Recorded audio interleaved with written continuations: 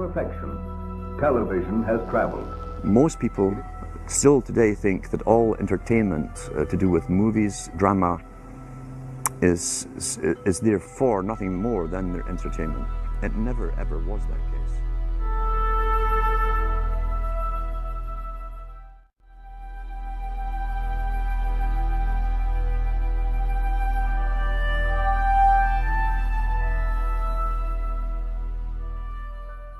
When I came back to the United States, I decided that if you could use propaganda for war, you could certainly use it for peace. And propaganda got to be a bad word because of the Germans using it. So what I did was to try to find some other words. So we found the word Council on Public Relations.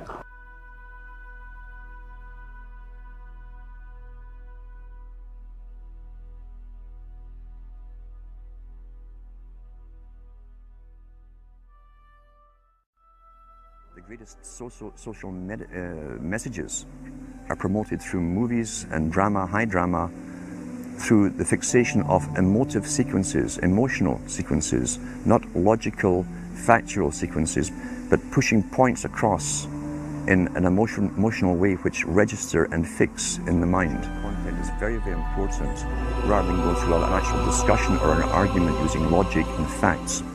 There's no debate, and when you're being downloaded through fiction, your guard is down, the censor part of your brain is not in action.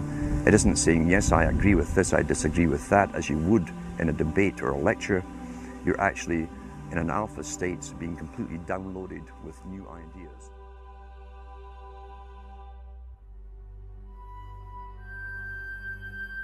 I wrote about the kind of culture and the changes of culture over a 100-year period that they would actually design, implement and bring in.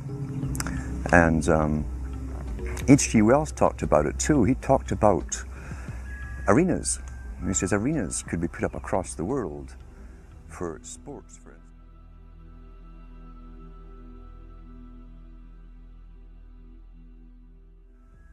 So it was unimaginable at the time that people could actually believe that there was even a need for adult sports and entertainment, never mind having arenas built across the world. But he said we can do this.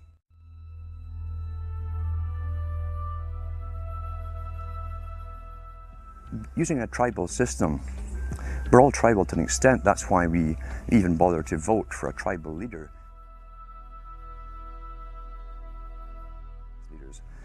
And because the average man was to become more disengaged from his own destiny as the expert class arose, it was decided that the males would get their outlet, basically,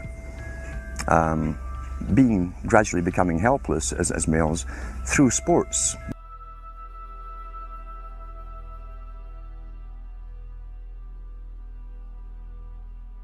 They were winning in their own personal lives. They were getting nowhere. They were getting disenfranchised in a sense as experts took over decision-making for them in all kinds of fields. So this was psychology at use, planned before they even implemented the sports.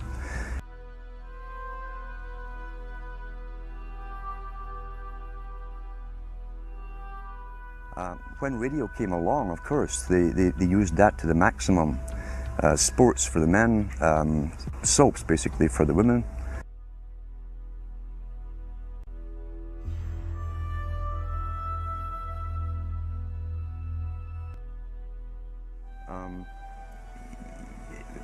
All you have to do is keep giving them new updates every so often, and you can change an entire country or a nation or a block of nations who are all getting the same upgrades at the same time along certain paths.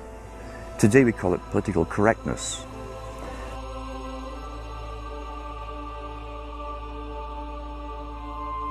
It doesn't matter if the topics or what you're given are facts or utter nonsense, as long as everyone agrees at the same time. You'll say, well, I'm sane, and your friends will all agree. Because it's all for you! If If a person believes something that is not true, the memory banks of the subconscious mind do not correct the error, but act on it. The theory of cognitive dissonance holds that the mind automatically and involuntarily rejects information not in line with previously accepted thoughts and beliefs.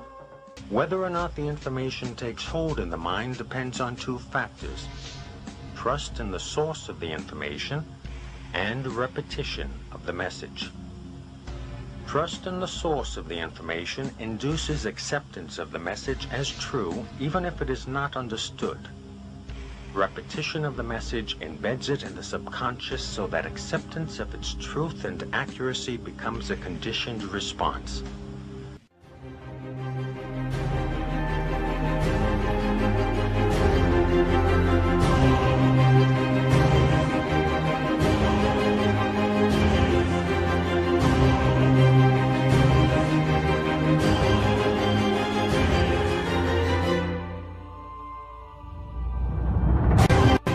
Every nation in every region now has a decision to make. Either you are with us or you are with the terrorists.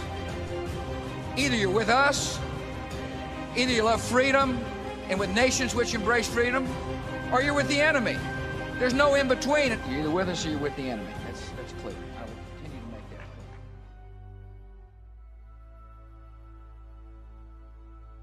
Psychologist Robert Cialdini of Arizona State University spent 3 years examining the universal principles and tactics from the inside as a sales trainee, fundraiser, and advertising copywriter. One of the universal principles I found is the principle of liking.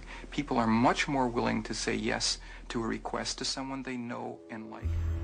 It's the principle of consensus. The idea that we're much more willing to say yes to a request if we have information that a lot of people around us are saying yes to that request. And we're much more willing to say, yes, this is something for me because everybody around us is doing so.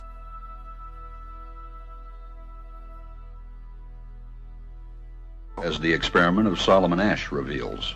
The experiment you'll be taking part in today involves the perception of lengths of lines. As you can see here, I have a number of cards, and on each card there are several lines. Your task is a very simple one. You're to look at the line on the left and determine which of the 3 lines on the right is equal to it in length. All right, we'll proceed in this order. You'll give your answer. Only one of the people in the group is a real subject, the 5th person with the white t-shirt. The others are confederates of the experimenter and have been told to give wrong answers on some of the trials. The experiment begins uneventfully as subjects give their judgments. 2, 2, 2, 2, 2. But on the 3rd trial, something happens. 2, 2, 2, 2, 2. The subject denies the evidence of his own eyes and yields to group influence. 1. This subject's yielding is based on a distortion of his judgment. He genuinely believes that the group is correct. 1. 1. 1, 2, 1. In this case, the subject knows he is right, but goes along to avoid the discomfort of disagreeing with the group. Here, the distortion is at the level of his response. 2. 2. 2. 2. Much of the power of the group came not merely from its numbers, but from the unanimity of its opposition. Sometimes we go along with the group because what they say convinces us they are right. This is called informational conformity. But sometimes we conform because we are apprehensive that the group will disapprove if we are deviant. This is called normative conformity. Asch's experiment is a classic. It reveals how people will deny what they see and submit to group pressure. It allows us not only to observe conformity, but to study the conditions that increase or reduce its occurrence.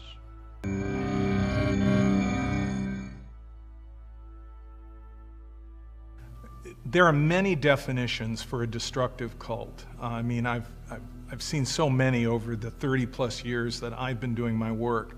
And I would say that they all seem to intersect on one set of characteristics, which were written about by the psychiatrist Robert J. Lifton and published by Harvard University in 1981. Lifton wrote a paper called Cult Formation.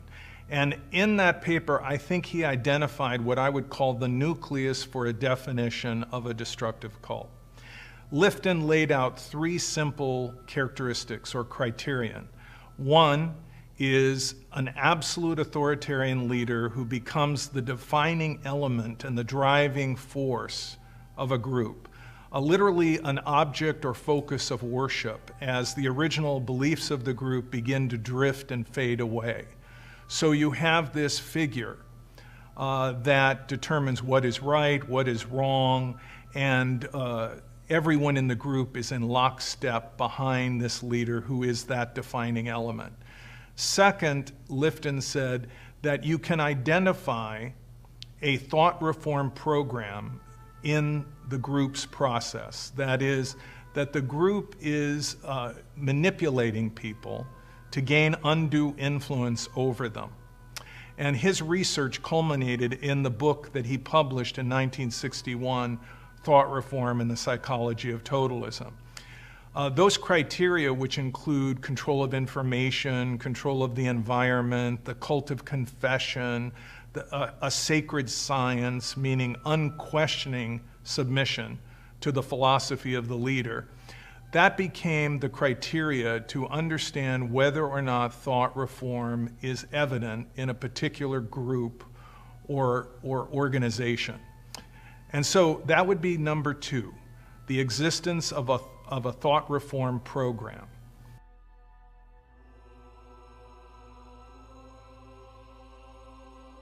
Number three, if we are to think of the group as a destructive cult, the group would be doing something to harm people or exploit people. And this varies in groups by degree. For example, not all groups are going to stockpile weapons, have a compound, or sexually abuse members, or deny medical care, all of which does occur in some groups. But each group has its own degree of destructiveness in my experience. So one group may exploit people simply on the basis of finances. Another leader of a group may exploit people sexually, may abuse children. So there are gradations of destructiveness from group to group, which vary by degree. But you look for those three primary characteristics.